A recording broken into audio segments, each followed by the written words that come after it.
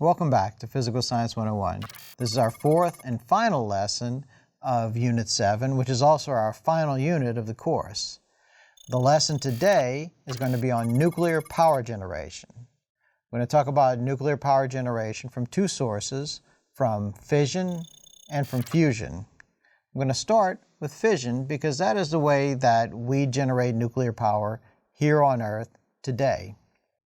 The way that we generate power from fission is we introduce a neutron to a uranium-235 nucleus. Now, the neutron can approach the nucleus very easily, so we don't have to put a lot of energy into the neutron to get it to the nucleus.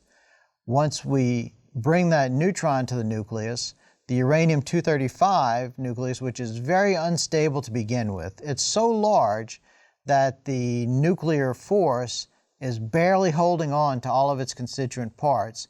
And when we bring that neutron in, it can deform the nucleus so much that the strong nuclear force can't hold the nucleus together and the nucleus will just fall apart. So this is not spontaneous fission, but it's induced fission. We are inducing fission by bringing that neutron in and causing that uranium-235, which is very unstable, to actually fall apart. Now, when the uranium nucleus falls apart and fissions, it will also kick out some other neutrons. So if there are other nearby uranium nuclei, then these uranium nuclei can catch those neutrons and undergo fission themselves, which will give off even more neutrons, which if there are nearby uranium nuclei will catch those neutrons, and this whole process will go faster and faster and faster. This is called a chain reaction. So we introduce one neutron, and that causes one fission, and then more fission, and then more fission, and more fission, and more fission. And this process will go faster and faster and faster. If those uranium nuclei are close enough, it will run away, and that would be a nuclear bomb.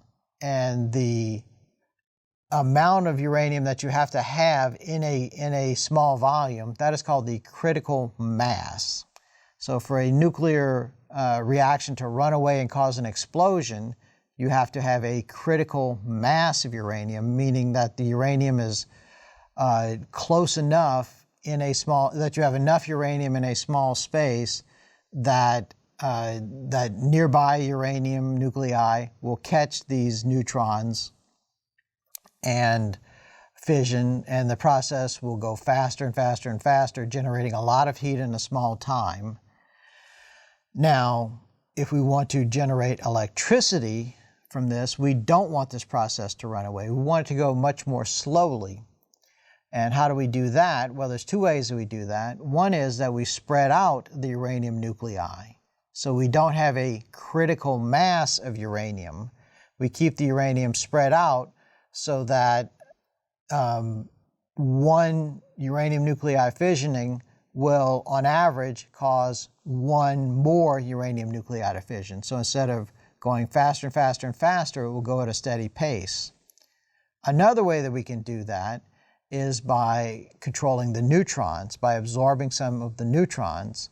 And a nuclear reactor will also have control rods, which are neutron absorbers.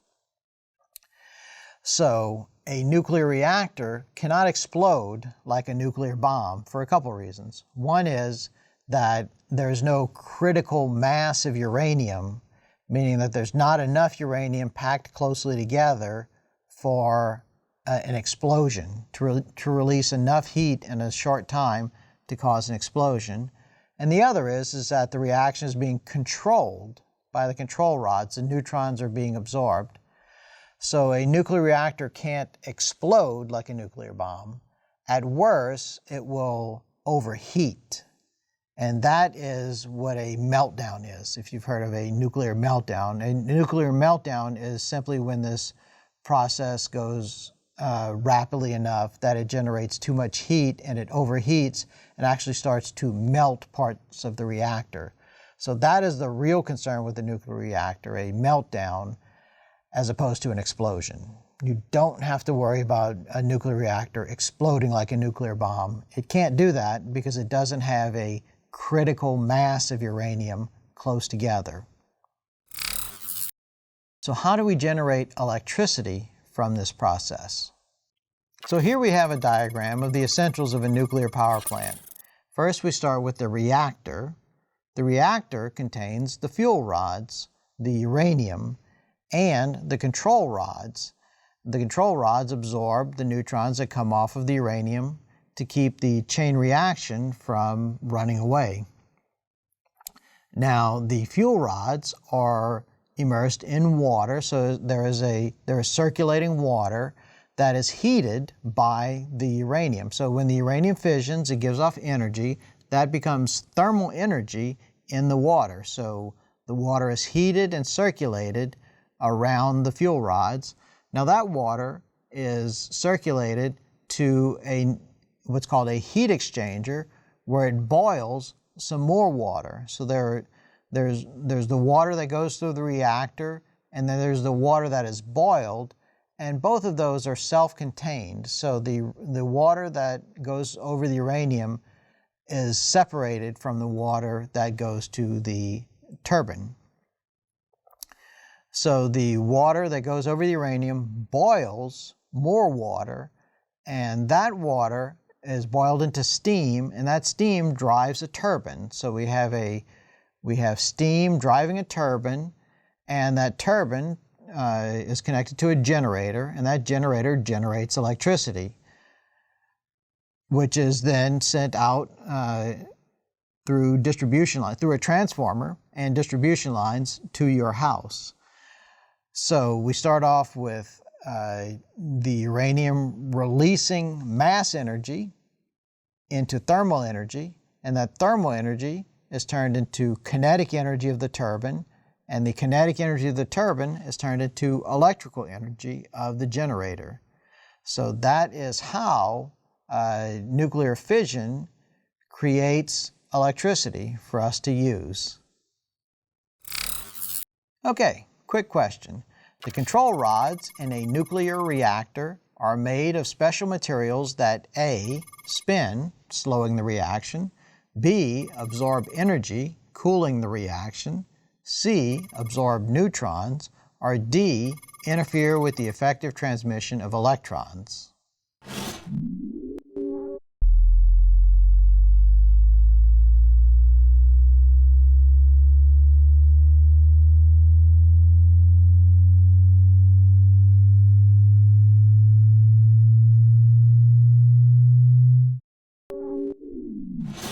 And the correct answer is that the control rods in a nuclear reactor are made of materials that C, absorb neutrons.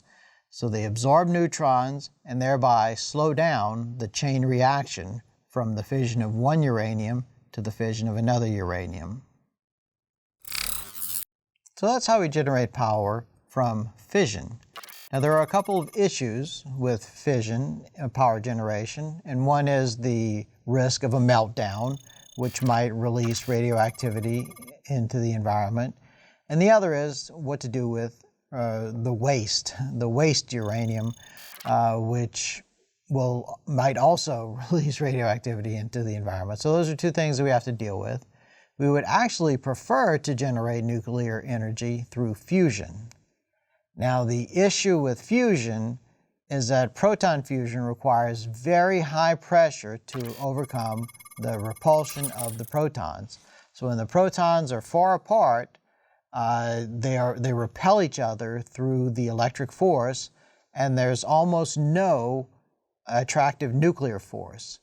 So we have to push very hard to get the protons to come together. So we have to apply a high pressure to get protons to come together. And the closer they get, the more pressure we need. So that it takes a high pressure to push those protons close enough so that they get to the range at which the strong nuclear force will take over and combine the two hydrogens into a helium. So fusion, the issue with fusion is that it requires very high pressure to overcome the proton repulsion. Now, one place where we find sufficient pressure to fuse hydrogen into helium is in the core of the sun or other stars. So in the core of the sun, we have the massive sun, and gravity is pulling down on all the parts of the sun, which means at the very core of the sun, there's a very high pressure from the weight of the entire sun pushing down, and that can fuse hydrogen into helium. In larger stars, the helium can actually be fused into carbon, nitrogen, oxygen. And in even more massive stars, those can be fused into silicon. And in the most massive stars, that silicon can actually be fused into iron. So in the most massive stars, you actually get kind of these layers of hydrogen, helium, and then carbon, nitrogen, oxygen, silicon, and iron in the very core. Now when we get to iron, remember that that is the bottom of the curve for mass of a nucleon versus atomic number. So iron cannot be fused into something heavier and still give up energy. So this whole process of fusing hydrogen to helium into carbon, nitrogen, oxygen, silicon, and iron, all of that gives up energy. And so that energy is what causes these stars to shine. But once we get down to iron, that iron cannot be fused into something heavier. Okay, so what happens once a star has fused silicon into iron and it can't get any more energy out of fusing the iron? Well, what happens then is that since the core is not fusing anymore, there's no more release of energy, no more thermal energy, which means no pressure to support the weight of the star. So without the pressure to support the weight of the star starts to collapse, starts to contract. And in this contraction, you have more pressure on the iron core, which can actually fuse the iron into heavier elements all the way up to uranium. Now, so you have fusion of iron into uranium. It's important to realize, though, that this process does not give off energy. It actually absorbs energy instead of releasing it. At the same time as the star is collapsing, you have a fusion of the other elements, of the hydrogen, the helium, the carbon, nitrogen, oxygen, silicon. All of those things will fuse again very shortly and actually make an explosion. So the collapsing star does a couple things. One is it fuses the iron into heavier elements and also causes an explosion which takes these heavier elements and disperses them in a cloud in the galaxy. So you have a star that dies. In its dying, it fuses iron into heavy elements and then explodes and disperses these heavier elements throughout the galaxy in a cloud. Now, over time, this cloud will collapse and form a new solar system. So you have another star that actually has more heavy elements. Now, for our star, we know that this process is actually going on twice. So our star is the grandchild of another star. So there was an original star that lived and died and exploded and made heavy elements. And then another star formed from that, and that star went through its life cycle, died, and exploded. So our sun, all of the elements that make up the sun and the earth and even ourselves are actually the product of being inside of two stars previously. So our atoms were inside of two stars, one after the other. So the thing to remember here is that we are all star stuff. We are all the stuff of the universe actually made conscious and looking out at the stars and trying to understand them. So that is the end of our lesson. And I will say, remember that you're star stuff, and also remember to think science.